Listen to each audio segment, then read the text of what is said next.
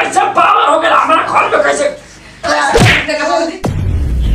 कि अब तो ते समझाए बचिया सपना का करत है रे का बाबूजी एगो तोरा ले बात कहे के रहता समझली देखते वाले हमनी के स्थिति कैसे कैसे गुजरत है। हां बाबूजी तो बात ठीक कहता आ जुग जमाना देखा तो बहुत खराब चलत है। तो हमारा जुग जमाने से का मतलब है बाबूजी हम ठीक बानी ना बस वो बात नहीं के जो भी बा हम तोर बाप है के तोनो तो हम लड़की रहे रे पूरा देखली ऑटोला में लड़की काट के पूरा जगह लगा में बीत दे ना। ये बाबूजी चाहे तो सब हमके सुनी ना हमके बड़ा डर लागेला कैसे कटले हुए से बाबूजी ओकरा के कैसे कटला वैसा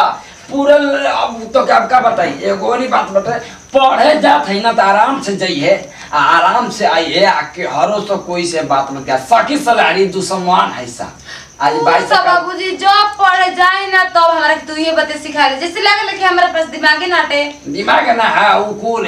सखी के रहला पना उकुल सखी मुंह कटनी होरी सा एगो ना एगो बात बाबूजी हमार दिमाग बाटे आतना सखी सहेली के कहला में हम ना रहना तू पैसा देता रहा तारा कहला में रह सखी सहेली का हां तो एगो कहत नहीं बचिया आज तक ले कहत नहीं हमारे ऐसा करिए काम ना कि हमार पगड़ या इज्जत मत डूबे ना बाबूजी तू टेंशन मत ल ऐसा कोनो काम ना कर तार पगड़ी आ इतना सोचले कि कोनो जरूरत नहीं के सब लेके गई जैसे ना होली सब हां तो पूरा हम अपन समाज में मोछ आठ के चल सकी पूरा तने बाटे बचिया मोछ रखे के नहीं के मोछ अड़ी कहां त चल तो इंसान हमार मोछिया रह रे तू अब जानते नहीं कि अच्छा ठीक बात जो खाना वाला ले ले आता अबे खई ना हम खा नहीं को हाली खा ना जानी खा है तो पेटवा चल मार भात तनी तार लाठी को त मार भात खाइबो त ठीक हो जाई पेटवा अरे हां रे पूरा आप कहत रहा बाबूजी बियाह में पनिया लगायो कि ना जीबो का अरे हां जाते हम खा के जल्दी हम निकल चल मार भात तनी खा ल त नहीं चला जल्दी आ हो कहेगा मांगे ना 20 रुपए कापी के तो देना 10 रुपया होला कहने के 10 रुपए ले काम चला ले ऐसे ही हम पढ़ ले जाना तार समझाए के समझावा हम तो प्यार करी ना अपने करे जैसे तो तारा काला से तो छोड़ ना दे ऐसे भी वो हमेशा हमार हेल्प करे ना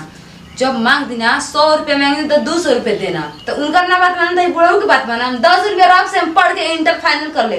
चलो बुढ़ऊ पर तेरा खाना दिली तब बेकार बात कुछ सोचा चलो बाबूजी के तो खाना दे ही देना अब दे देनी खाना खा के पक्का चल जाए बिया पटावे जाती तो हम अपना जानू फिर फोन कर तनी घरे कोई ना रहे ना मिले में बड़ा मजा आवेला अगर कोई रहेला ना तो का बदलाई मन के मनाए के पड़ला हर चीज में एगो किस भी ना ले पाई ना उनकर आए में थोड़ा लेट लेबे करी कि ले बुढ़ो चल जिया खो खेत बाटे पटावे चल जिया ले बतिया के बुला ली मिल ली और से भी कालू कहत रह तारा से मिले के बड़ा मन करता हेलो हेलो फोन में उठावे तू इतना लेट काहे करेला कहा करूँ फोनवा पर गिटार में कबो ना रहे तो कहा करी तू जल्दी फटाफट घरे आओ तारा से कुछ बात करे के बा हमके बोला ना घरे जरूरी भाई देखा हमार बाबूजी शादी के वर्ष करतन तू जल्दी आओ ना हमरा घरे का बात करते हो सच्ची कहता नहीं ओहो दादा अगर ना आइबा तो बहुत बड़का अनाथ हो जाई ना ना ना ना ना देखो हम तारे से करे नहीं तोरे से करम ना बियाह देखो घरे कोई नहीं के तू जल्दी आओ ना ठीक बा हम आओ तनी ठीक बा जानो हम लेट मत करिया ठीक बा हम तुरंत आओ तनी ठीक बा जल्दी आओ पागला से झूठ ना बोलने तो पागला कही कि हाई काम करते हाउ काम करते हमार शादी कहाँ उठे वाला हम तो बहाना कर तो रही हूं देखो तनी कब तक ले आए बाबूजी देखो तनी गहना के बाना में घर में बैठ आई जा का इतना जल्दी का रहा बियाह करे के तारा अरे पागल तो का हो जी बियाह करके दूसरा घर चले तू आजाद हो जी हमरा से अरे तू जा तो काहे के सुनलू हमारे खबर हे भगवान जी तारा जैसे लबर अगर सुने रहे तो छतिए पीट पीट के मर गए लेकिन तू भी अपने कहा था कि हम चल सोचो तो का दर तो मतलब पागल हो रही यार तो कैसी तरह बिना नाम ले आओ अरे पागल शादी होते कुछ नहीं के होला बा का बात करू सच्ची में हम तो बहाना से बोले नहीं ताकि तू दौड़ के आइबा हमरा बीवी ओ बताओ बाबूजी तुम किस तरह लालचू करे का संग कराव के ना रहती हम जानते नहीं तार का पता करते बाबूजी मंडल बना दिया पटावे तो सोचनी है कि जब तक नहीं तब तक तारा से मिल नहीं हां सब जल्दी बोलो तो बात को क्या आराम से मन का ओइसे तो चढ़ो जैसे कुश्ती लड़े खाती आई बड़ा कुश्ती मारे वो कुश्ती है आज तो सब थोड़ा बोला देखो तारा से बहुत प्यार करना तारा की छत पे गए ना तो तू काहे ना आने सांझे कुनी माने तू करे हम ना करे ना हम दिखावा करे ना तू कर ले लेकिन मिले के तार को बड़ा मन करला हमरा से काहे ना मन करला मन तो कर लेकिन अब का करे अब चाहे तो वो ना कह मन तो कर ले अब तारा संग आवे तो कहता ले कि बाबूजी काम करते नहीं चलो लौटा अब आओ तो पहले है मन बता आओ ना का दिक्कत बा ये भगवान जी सच में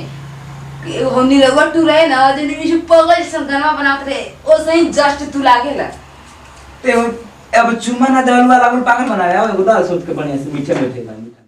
बाबूजी हां बाबूजी आ तनी कपड़ा चेंज कर तनी होनी रहिया अब बढ़िया कराओ ना कदर खेत पे करो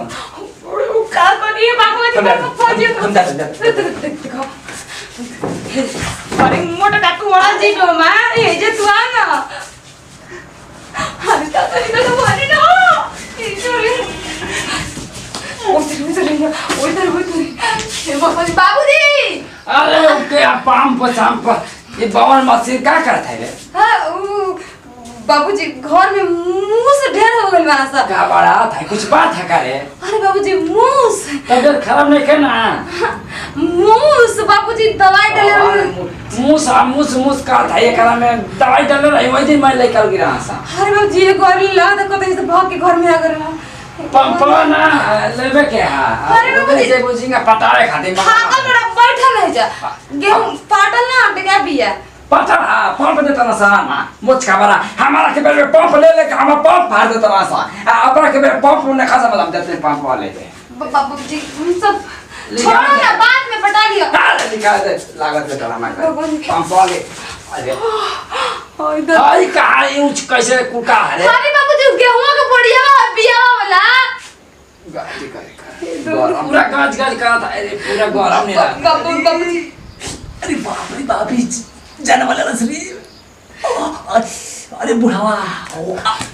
बाबूजी ये सब क्या करता रहा हाय भाई बड़ा ऊपर नीचे करा था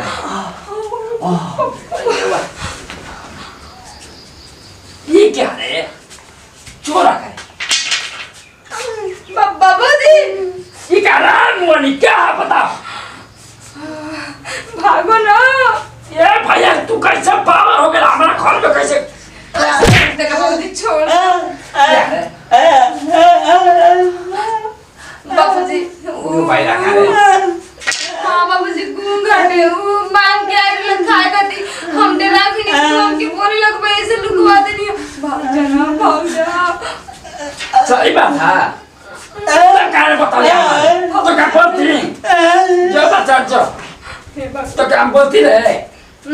भिखारी आने से दुआरे पता मोनी के दे देना दम चावल आ गया कौन चीज कैसा आज के बाद हमसे कौन सी बात छोड़ तो मुंह आई दे अभी जनते लेकिन बाबूजी तारा से हमके बहुत डर लगेला हां डर लगेला ओ पंपा इनका है लेके जाता है हे भगवान जी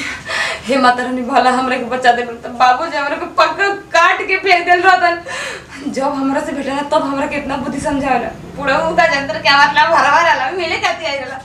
जिया और कर जब